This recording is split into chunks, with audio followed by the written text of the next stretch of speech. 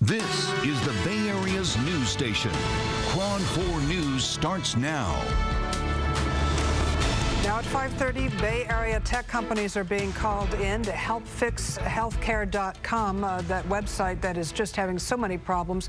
And it's just one of the problems so far with Obamacare. Another example, a lot of people now saying their healthcare plans are being canceled. All of this as the president's approval rating is falling. Our political analyst is coming up in a moment. But first, Grant Lotus is here with what the White House is hoping will be a solution. Grant? Hey, Catherine, the president not messing around here. He has hired engineers from 3 of the biggest and best tech companies in the world to help fix the Obamacare website. Bay Area-based Oracle and Google are joined by Red Hat, which is based in North Carolina. This comes as computer problems have been preventing people from signing up for government-mandated health insurance. Even worse, new concerns that the website lacks the security needed to protect the sensitive information of people looking for insurance. The Obama administration says the website will be running smoothly by the end of November. Meanwhile, people enrolling here in California are using the website Covered California. There have been fewer problems with that, apparently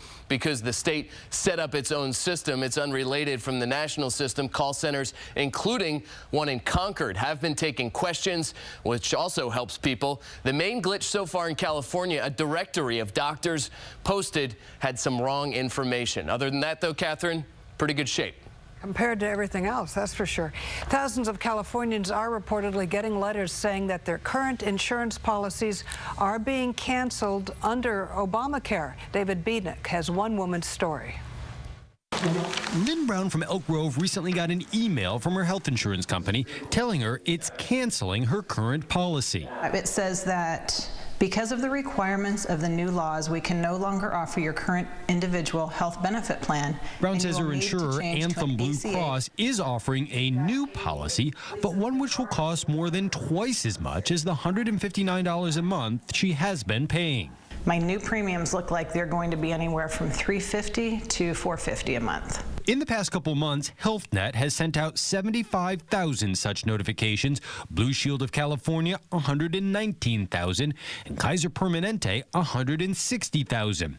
They apply to individual policies purchased since the Affordable Care Act was signed in 2010. Consumer advocates say in some cases these were junk policies that didn't cost much but didn't cover much either. Here in California, we certainly have seen plans that, cover doctors but not hospitals, hospitals but not doctors, that covered your first day of hospitalization but not your second. Now, under the new law, all plans will have to include at least 10 basic services, such as prescription drugs, mental health services, and maternity care. Insurers say to get more, you'll pay more. The realities of the new law mean there are a lot of benefits, a lot more people will have access, but in some cases, some people will have to pay more and some will have to pay less. Supporters of the law insist most people will end up paying less and that many will qualify for a subsidy to bring the cost down. These notifications that the insurance companies are currently sending out include cost only before any subsidies are factored in. To find out if you qualify for a subsidy, you can log on to the state's website, coveredca.com. Lynn Brown says she's already checked and does not qualify. By January, she'll need to pick one of her insurance company's options or shop around. In any case, she says the Affordable Care Act looks to be less affordable for her. No excuse for the problems. President Obama's approval ratings at an all-time low. That's the latest from a new survey. It indicates that only 42% of people think that he is doing a good job. The president is not the only one with a dismal approval rating. Just 22% of those people surveyed see Republicans in a positive light, so it's not really looking great for anybody. Our political expert, Michael Yaki, is here now. How big a mess is this for the president? I mean, it sounds like there's no easy solution in sight. Well, I don't think there is an easy solution, and the fact that he's asking Google and Oracle and Red Hat to come in, except they should have been in there at the beginning. I mean, I worked in the campaign in 2008 and followed, as you know, closely in 2012. That was a tech-savvy campaign, Michael. This is a campaign that could basically tell you what TV show you were watching at 8:30 at night and what you probably ordered for dinner 20 minutes beforehand. So what happened? And on this website, you can't even put your name in without it backing you back out. I don't know if it's because it was the lowest competitive bid. I don't don't know. People weren't really following Somebody went to school with somebody. I forget. There was a connection. Somebody was friend. I mean, whatever it is, it's a mess. And I think you see it in the president approval ratings. Mostly approval ratings are a snapshot of just how people are feeling. Right now, people aren't feeling very good. The shutdown is over. And remember, the president's approval ratings went up during the shutdown, but it's all over. People are back to bickering. You have this mess on the healthcare website. People are just seeing this and wondering what's going on. And you know, this is predictable.